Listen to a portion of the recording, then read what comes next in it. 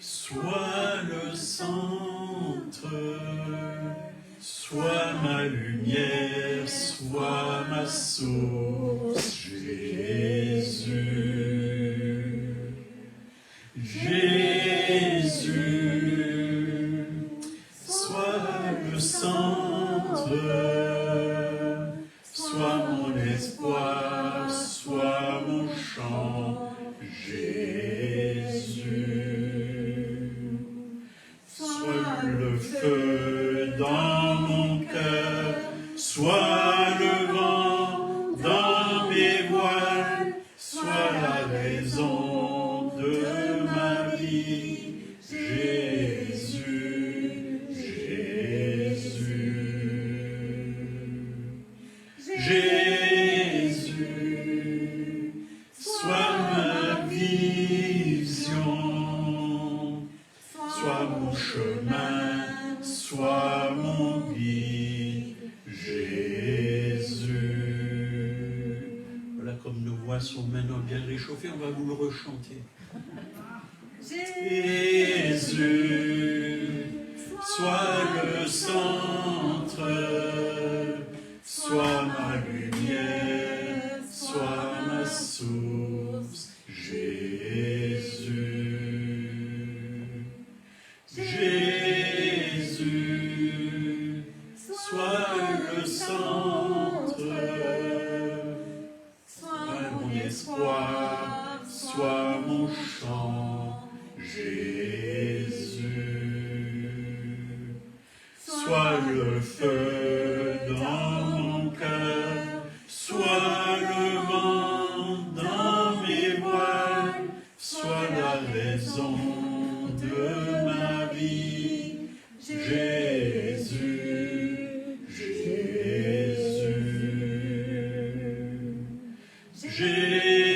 Jésus, sois ma vision, sois mon chemin, sois mon guide, Jésus.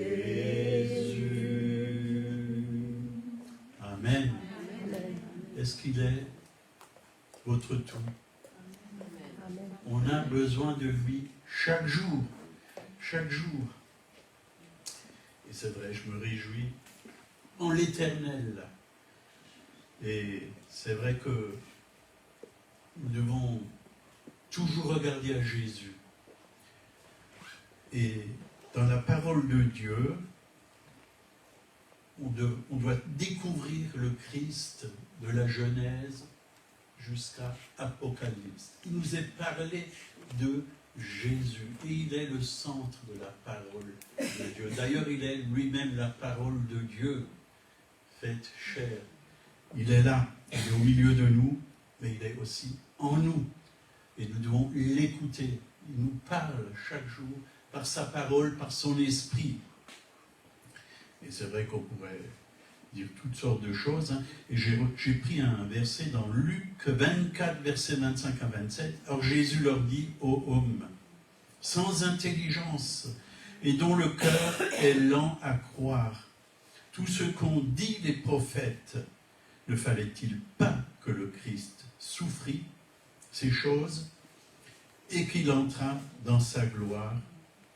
Et commençant par Moïse et par tous les prophètes, il leur expliqua dans toutes les Écritures ce qui le concernait. Toutes les Écritures parlent du Christ, depuis la création jusqu'à l'Apocalypse. Et c'est vrai. Ça a été annoncé dans plein de livres. Déjà, Abraham, quand il a offert son fils Isaac, ça parlait déjà du sacrifice de Jésus. C'est une image du sacrifice de Jésus. Et dans tous les livres, et surtout dans Ésaïe, c'est de nos souffrances. C'est nos souffrances qu'il a portées. Ça parle de la croix, ça parle de la guérison, ça parle de sa venue, ça parle de lui. Et toutes les Écritures nous parlent de Jésus. On l'appellera conseiller, prince de la paix, Dieu vivant. Enfin, quand vous prenez le livre, il y a un livre, c'est Cantique des Cantiques, ça parle de l'épouse et de l'époux, cet amour, cet échange, et ainsi de suite. Je ne veux pas vous faire tout un enseignement là-dessus, mais c'est important que Jésus soit le centre. Quand on lit la parole de Dieu, c'est pour le rencontrer, c'est pour l'écouter, c'est pour être en communion avec lui, c'est pour l'aimer, parce qu'il nous a aimés le premier. Amen. Amen. Amen. Donc, j'avais fait un message là-dessus il y a quelques années. Nous devons être christocentriques, mais je préfère le nom, être centré sur Christ, parce que le mot christocentrique, tout le monde ne le comprend pas. Et on va prendre 1 Pierre, chapitre 5, versets 6 et 7. Humiliez-vous donc sous la puissante main de Dieu, afin qu'il vous élève au temps convenable. Et déchargez-vous sur lui de tous vos soucis, car il prend soin de vous. Il y a un temps où Dieu nous élève. Parfois, on veut faire les choses avant que Dieu nous le demande. Mais il y a un temps pour tout. Dans la parole de Dieu, il est écrit, il y a un temps pour tout. Il y a un temps pour qu'on soit formé, qu'on soit enraciné, qu'on soit mature, avant de vouloir enseigner, avant de vouloir faire toutes sortes de choses. Il y a une préparation. Même les agriculteurs, avant qu'ils aient une moisson, ils préparent le terrain, ils labourent, ils mettent des engrais, ils sont là pour ça. Ils prient aussi, surtout s'ils ont la foi en Jésus, ils prient pour que cette semence puisse pousser, qu'elle ne soit pas envahie par toutes sortes d'insectes et qu'ils ne viennent pas la manger, comme les sauterelles. Et nous aussi, nous devons vraiment préparer nos cœurs avant de faire quoi que ce soit. Avant que nos frères et sœurs viennent ici le dimanche matin pour la louange, ils s'entraînent ensemble, ils s'harmonisent ensemble et ils écoutent le Saint-Esprit, ils prennent les chants que Dieu leur a donnés. Amen. Amen. C'est pareil. Moi, quand je fais un message, avant d'apporter le message, je prie. Je dis, Seigneur, que veux-tu? Bien sûr qu'avant de faire un message, j'ai toutes sortes de pensées qui me viennent dans l'esprit. Mais toutes ces pensées, ce n'est pas spécialement les bonnes pensées. Puis d'un coup, ça vient comme ça. Et c'est clair et net, et je suis convaincu de quoi je dois prêcher. Et ce matin, je suis convaincu que c'est la pensée de Dieu pour moi, mais aussi pour vous, et pour tous ceux qui écoutent sur Internet. Donc, il y a un temps pour tout.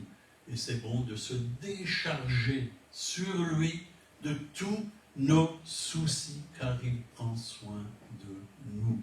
Avant de venir ici, chez vous, déchargez-vous sur le Seigneur de tous vos soucis. Et aujourd'hui, les gens ont beaucoup de soucis, beaucoup d'inquiétudes, beaucoup de peur, beaucoup de craintes. C'est pour tout le monde, même pour les serviteurs de Dieu, même pour ceux qui prêchent la parole. On a besoin d'être chaque jour ressourcés, d'être vivifiés par la parole de Dieu, éclairés par la parole de Dieu. On a besoin d'une révélation de la parole pour que vraiment nous puissions être dans la paix, dans la joie, dans la victoire. Et Dieu nous donne tout ce dont nous avons besoin. C'est en lui. L'apôtre Paul dit dans Philippiens 1, verset 21, « Car pour moi, Christ est ma vie et la mort m'est un gain. » Christ est ma vie. C'est ça. C'est Christ, ma vie. C'est en lui que j'ai la vraie vie. C'est en lui que j'ai la lumière dont j'ai besoin. C'est en lui que j'ai les forces dont j'ai besoin. C'est en lui que j'ai la joie dont j'ai besoin. Il est ma vie. Il est ma vie. Parce qu'il est mort pour chacun d'entre nous. Et il a pris sur lui tous nos péchés, toutes nos maladies. Nous avons été crucifiés avec lui. Et l'apôtre Paul a dit, ce n'est plus moi qui vis, c'est Christ qui vit en moi. C'est quelque chose qui était accompli il y a 2000 ans. Mais que ça soit réel pour chacun d'entre nous. Nous sommes morts au péché, mais nous sommes vivants pour Jésus-Christ. Pour vivre avec lui. Il est notre vie. Donc, restons centrés sur Jésus-Christ.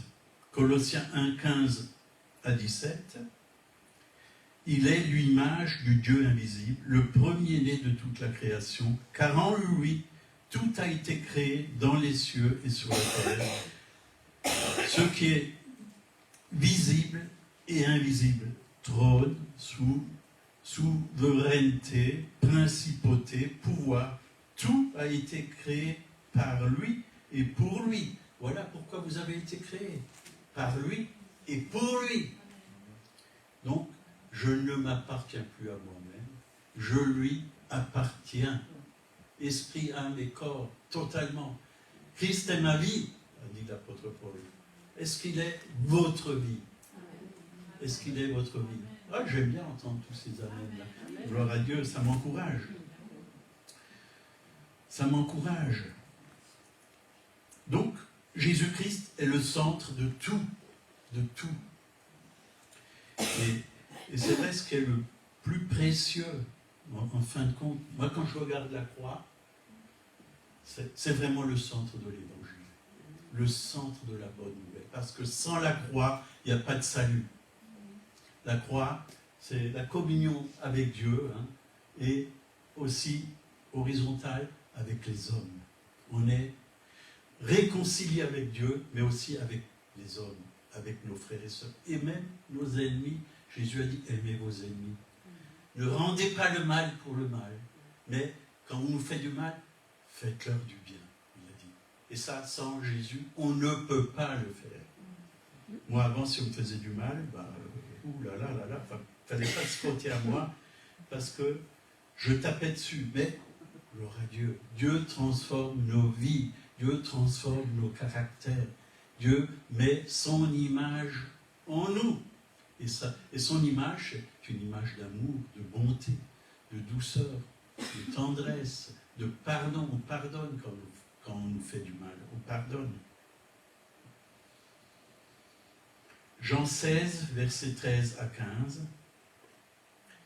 Ça, c'est Jésus qui dit, quand le Saint-Esprit sera venu, lui, l'Esprit de vérité, il vous conduira dans toute la vérité, car ses paroles ne viendront pas de lui-même, mais il parlera de tout ce qu'il aura entendu et vous annoncera les choses à venir. Lui me glorifiera parce qu'il prendra de ce qui est en moi et vous l'annoncera. Tout ce que le Père a est à moi. C'est pourquoi j'ai dit qu'il prendra de ce qui est à moi et vous l'annoncera. Qu'est-ce que fait Jésus? Plutôt le Saint-Esprit, il glorifie Jésus. Il glorifie Jésus.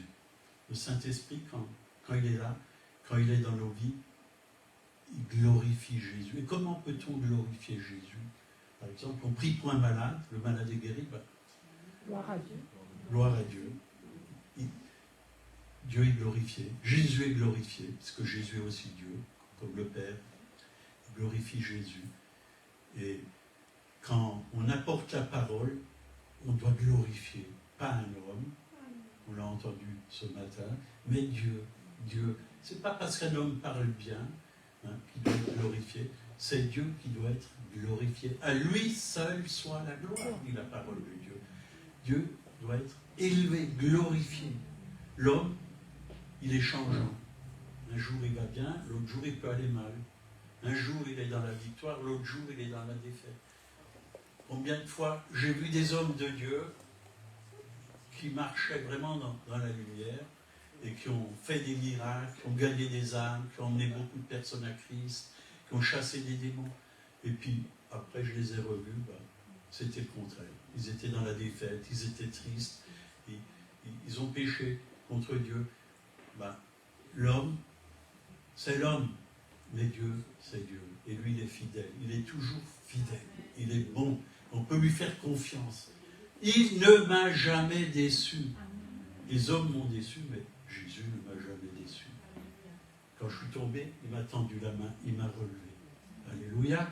C'est Amen. formidable. Quand quelqu'un nous relève, ça fait du bien. Quand quelqu'un nous relève, ah, ben je vais mieux.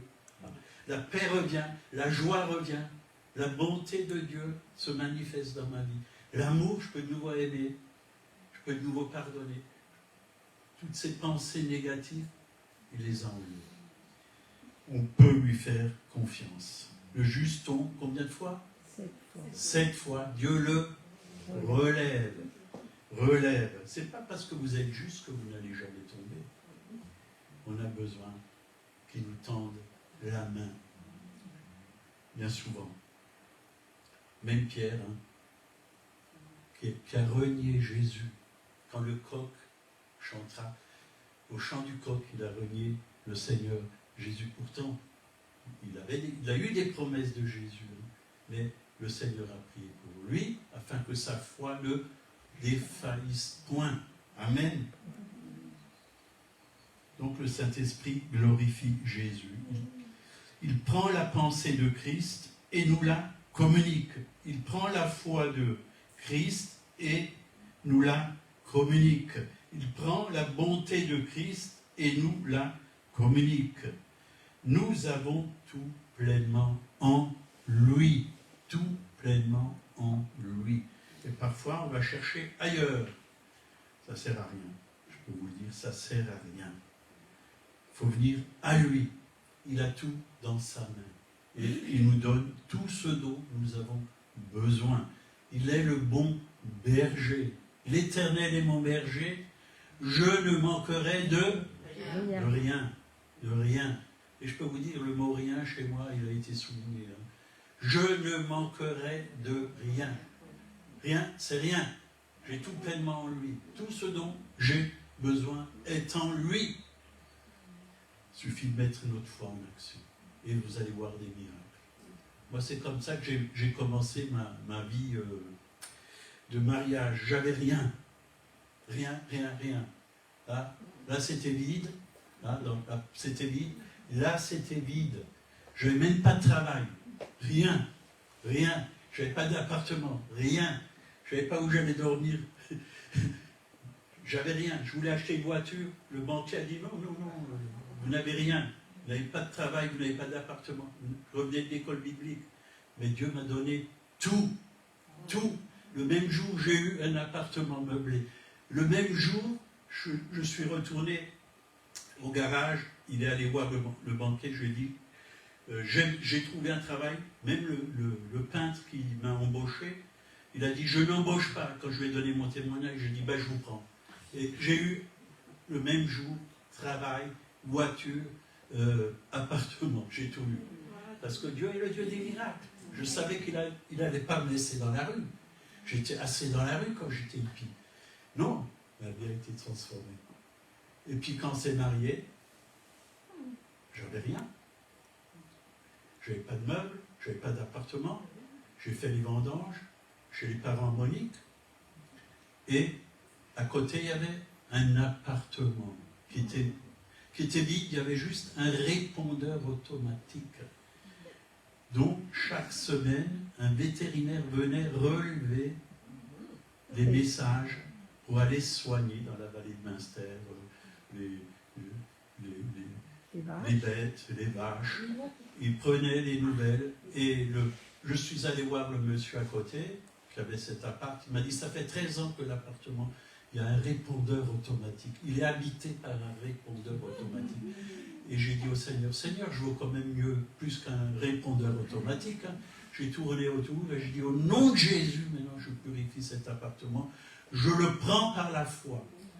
3 jours après, il vient, il est parti avec son répondeur automatique. Il m'a dit, si vous faites quelques travaux, parce qu'il y avait quand même des travaux à faire, si vous faites des travaux de peinture, je vous laisse quelques mois de loyer gratuit. Et je suis rentré, on a refait des travaux, puis il me fallait un lit, il me fallait une table, des chaises, un frigidaire, armoire. Et puis j'ai commencé à prier. Et tout est venu, une chose après l'autre, au fur et à mesure que je prie.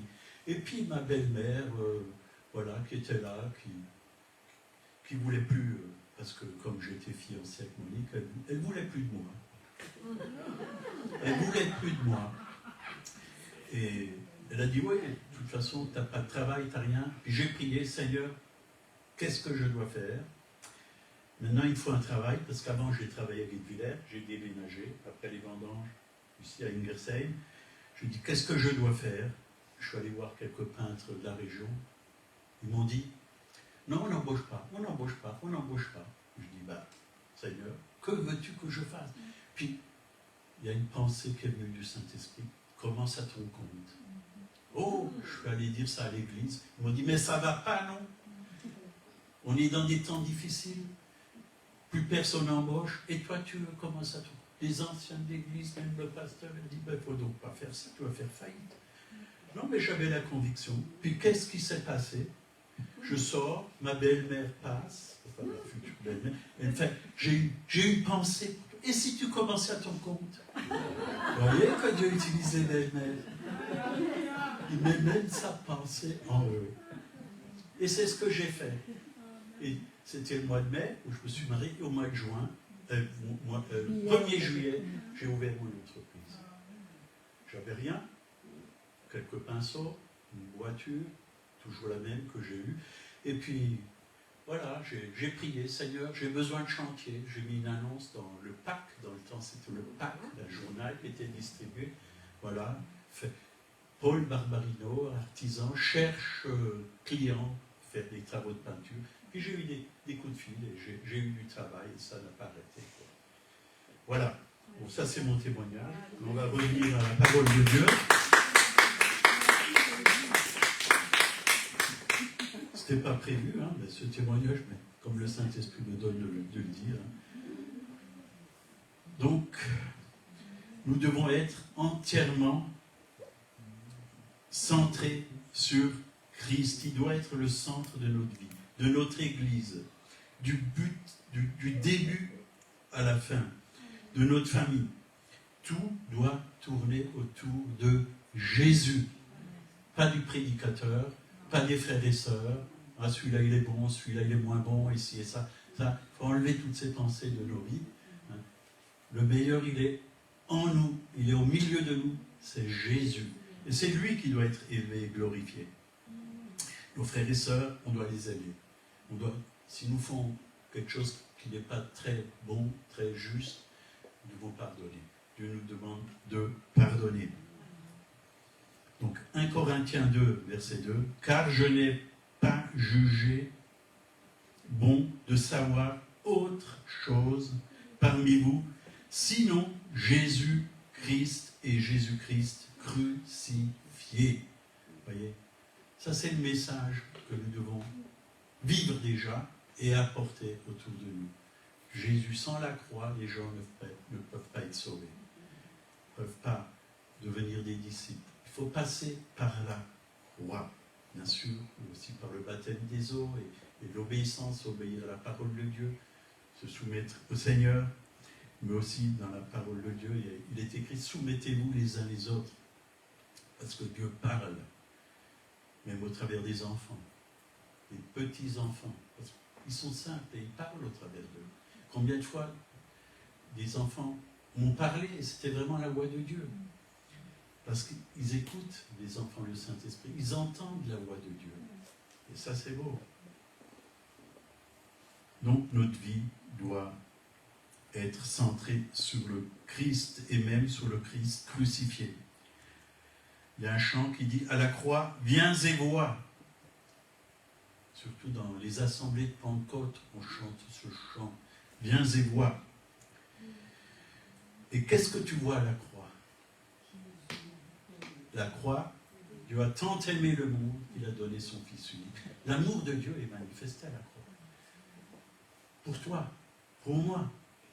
Et c'est bon de prendre vraiment le repas du Seigneur tous les dimanches. Moi, je le prends aussi tous les vendredis, bien sûr, avec des frères et sœurs qui viennent d'un peu partout, par Internet, on le prend.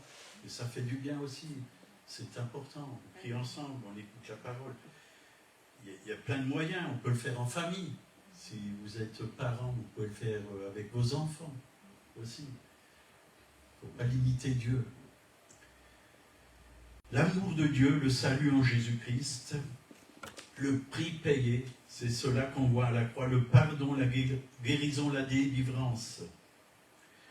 Et le psaume 34, verset 5, nous dit, quand on tourne vers lui les regards, on est rayonnant de joie et le visage ne se couvre pas de honte.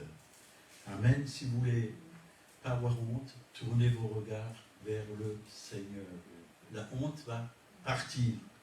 La honte va partir. Et l'apôtre Paul a dit, soyez toujours joyeux. Quand on tourne nos regards vers lui, on est rayonnant de joie. Et la joie du Seigneur, c'est notre force. Moi, quand je suis joyeux, c'est très dur de me rendre triste. Parce que la joie, c'est plus fort que la tristesse.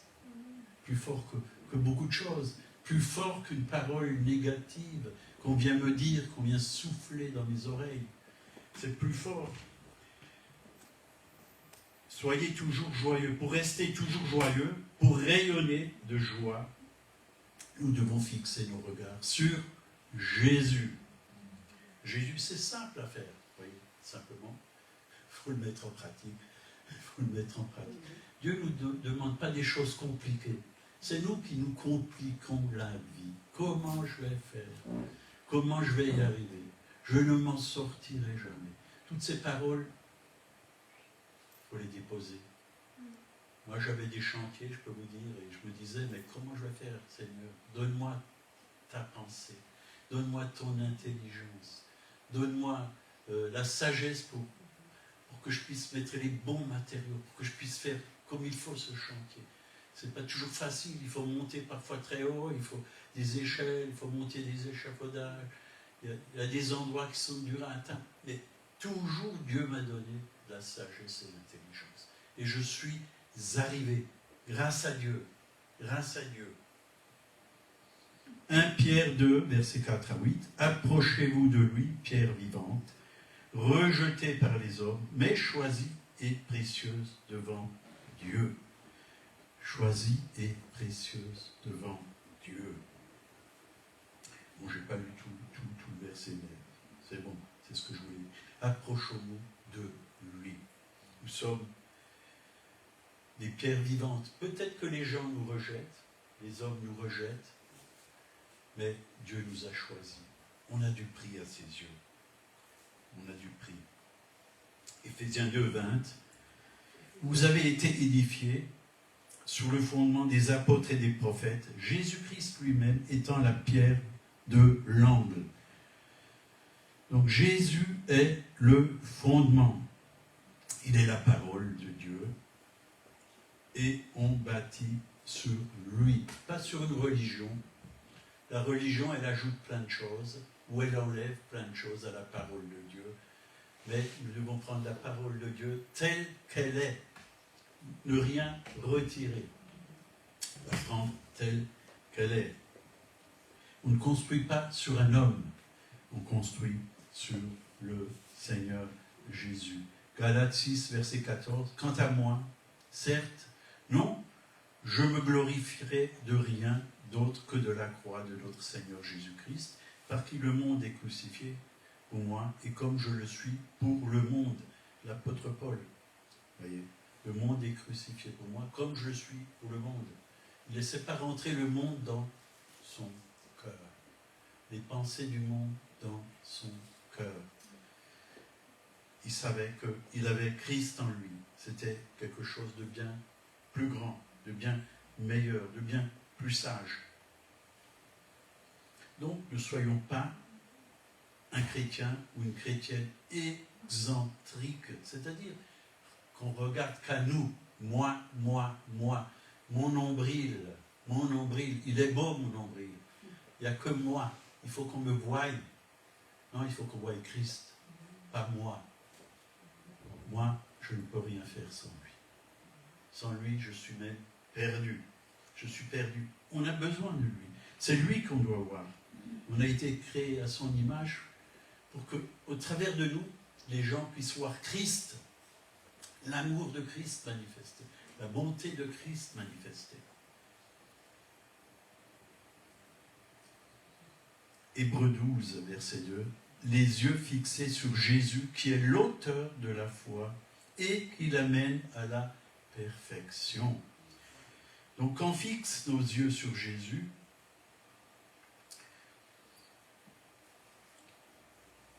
donc vous ouvrez à celui qui sait vous aimer, qui vous aime, qui nous a pardonné, qui nous a guéris, qui a répondu à nos besoins.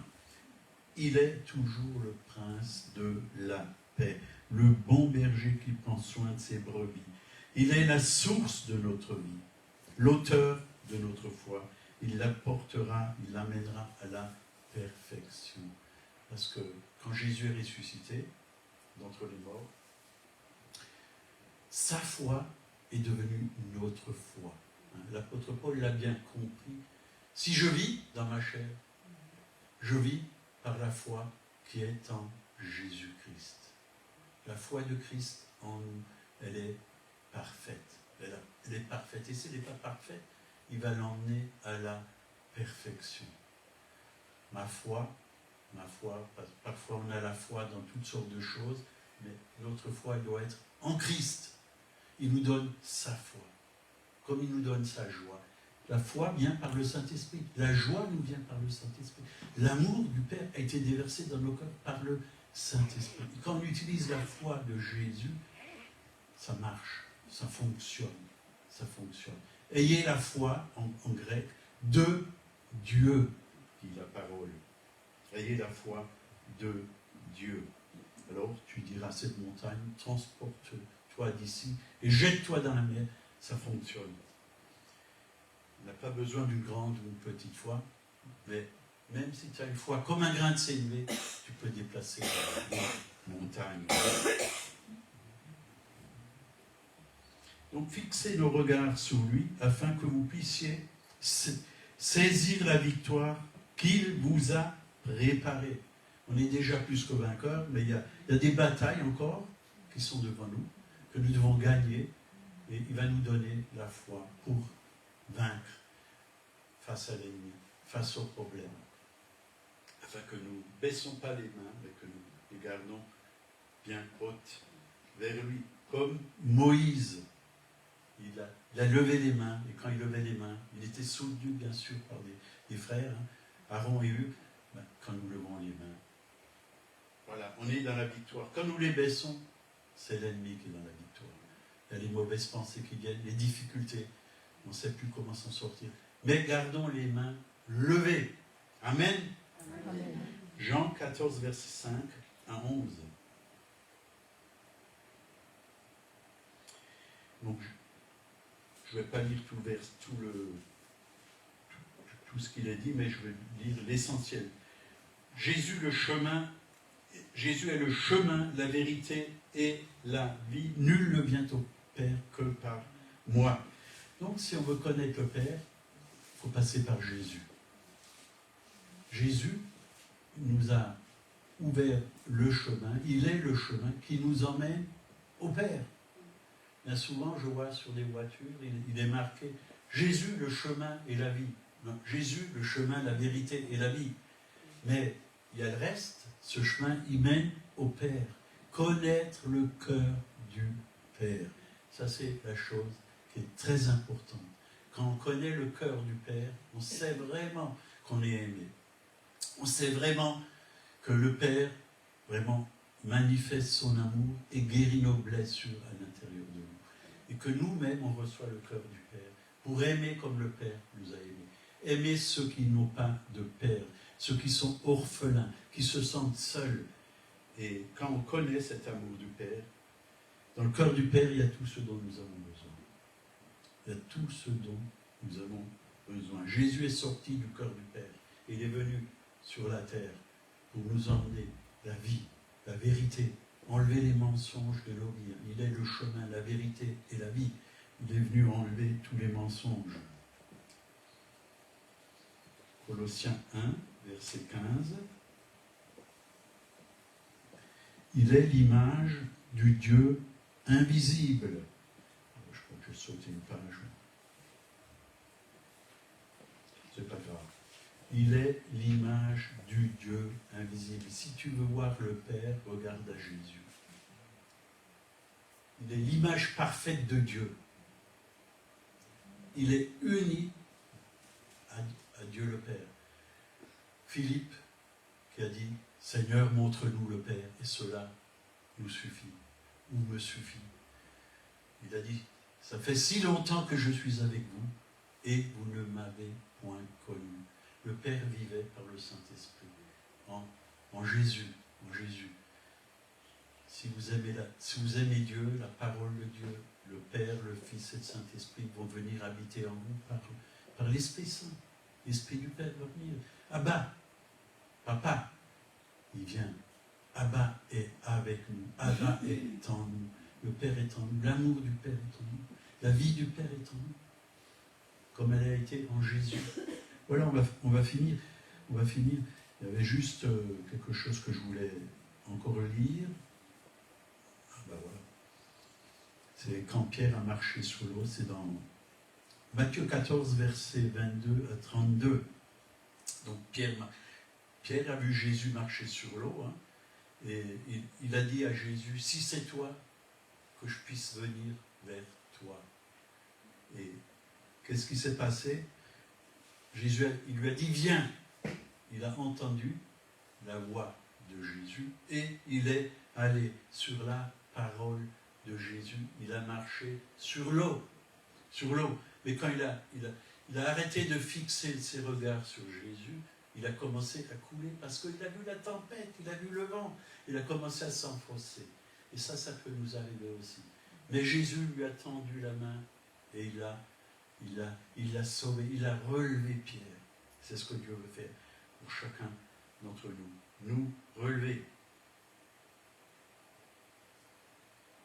Bon, je vais m'arrêter là, comme j'ai dit, je serai court, mais maintenant j'ai vu que je ne suis pas si court que ça parce que j'ai encore plein de choses à dire, mais je vais m'arrêter là. Seigneur, merci pour ta parole. Elle est la vérité. On a besoin de toi. On a besoin que vraiment nous fixons nos regards sur toi, que tu sois notre centre, Seigneur, que nous n'ayons pas fixé nos regards sur tout ce qui est autour de nous, sur des frères, sur des sœurs, sur des problèmes, sur toutes sortes de difficultés qui sont dans ce monde, Seigneur. Mais toi, tu as la solution, Seigneur, dans tes mains. Et quand on fixe nos regards sur toi, nous sommes rayonnants de joie. Nous recevons les solutions qui viennent de toi, Seigneur. Elles sont bien meilleures que les solutions que le monde nous propose. Et parfois, ce que le monde nous propose, c'est même très cher. Toi, tu nous donnes toutes choses gratuitement et abondamment. Merci, Seigneur. Nous t'aimons. Nous voulons continuer à te servir et à marcher dans tes voies. Tu fais du bien à chacun d'entre nous, Seigneur, et tu combles nos cœurs en toi, Seigneur. Et merci. Parce que c'est vrai, devant toi, nous sommes un corps. Et tu es la tête de ce corps. Et tu te manifestes dans chaque membre. Au nom de Jésus. Amen. Amen. Amen. Si quelqu'un veut la prière, on peut prier pour la personne. Mais n'oubliez pas de fêter avec la famille, la famille Nella et son époux Dominique, et aussi la réussite de Emmanuel.